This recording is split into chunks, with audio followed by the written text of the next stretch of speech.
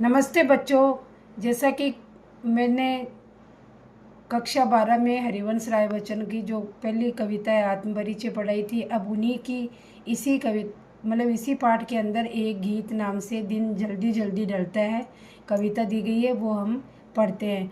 हो जाए न पथ में रात कहीं, मंजिल भी तो है दूर नहीं, ये सोचा थका दिन का पंथी भी, जल्दी जल्दी चलता है दिन जल्दी जल्दी ढलता है। अब आपको पता है कि जैसे दिन की शुरुआत होती है तो लोग अपने कामों पे चले जाते हैं, राहगीर होता है वो अपने रास्ते पे चलना शुरू कर देता है, पंछी होते हैं वो अपनी बच्चों के लिए दाना पानी लाने के लिए चले जाते हैं।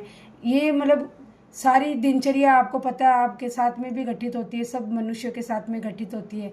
तो जैसे ही दिन अस्त होने वाला होता है तो लोग अपनी मंजिल में जब काम ख़त्म करके और अपने घर की ओर आते हैं तो उस स्थिति का वर्णन नहीं, उस दृश्य का वर्णन यहाँ कवि ने किया। हो जाए ना पथ में रात। अब ये कह रहे हैं कि जो राहगीर चल रहा होता है तो वो सोचता है कि कहीं पथ यानी रास्ते में कहीं मुझे रात ना हो जाए, तो मंजिल भी तो दूर नहीं। अब मंजिल भी उसकी दूर नहीं है, लेकिन वो ऐसा सोचता है कि कहीं रात ना हो जाए।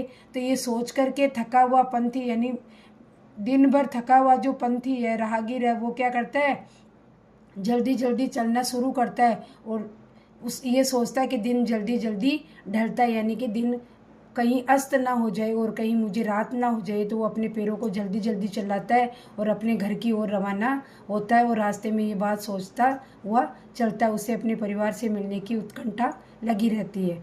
बच्चे प्रत्याशा में होंगे, नीड़ों से झांक रहे होंगे। अब यहाँ पे कवि ने पक्षियों के बारे में बताया कि बच्चे प्रत्याशा में यानी बच्चे क्या आस जो रहे होंगे अपनी माँ की, और नीड़ों से झांक रहे यानी कि जो जो घोंसले बनाए हुए हैं पक्षियों के, वहाँ से झांक रहे होंगे यानी देख रहे होंगे। ये ध्यान परों में चिड़िया के भरता, कितनी चंचलता है दिन जल्दी जल्दी जल्दी डरता। अब यहाँ कवि ने कहा है कि एक चिड़िया होती है, वो अपने बच्चों के लिए दाना पानी लेने के लिए सुबह निकल जाती है और शाम को जब बच्चे यानी कि घोंसले के अंदर वो बच्चे रहते हैं तो उनको एक आशा लगी रहती है कि माँ आएगी और हमें दाना पानी खिलाएगी।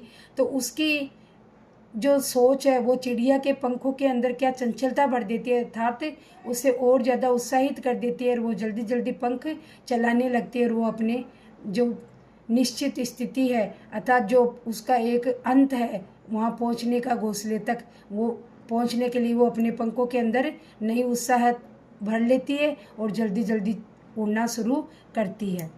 मुझसे मिलने को कौन विकल, मैं हूँ किसके हित चंचल, ये प्रश्न शिथिल करता पद पद पद को भरता उर में बहलता है दिन जल्दी जल्दी ढलता। अब कवि ने यहाँ अपनी निराशा को व्यक्त किया है। कवि ये आपको बताना चाह रहा है कि मैं अगर जल्दी जल्दी चल रहा हूँ या मुझे घर जाने की जल्दी जल्दी लगी रहती है तो मैं किसके लिए जाऊँ। कवि के पास अपनी निराशा है तो वो कहता है मुझसे मिलने को कौन विकल्प। अब मुझसे मिलने के लिए कोई विकल्प नहीं है, अर्थात कोई उत्साहित नहीं है, कोई मेरे बच्चे नहीं हैं और वो मेरी बाट जो रहे होंगे, ये कवि के मन में नहीं रहता। मैं हूँ किसके हित चंचल, अर्थात जिस प्रकार से चिड़िया चंचलता धारण कर लेती है अपने पंखों के अंदर, तो मैं कैसे चंचल हो जाऊं, ये प्रश्न शिथिल करता और यही प्रश्न शिथिल यानी उसको निढाल कर देता है, भरता उर में विहलता, और अपने उर के अंदर अपने मन के अंदर एक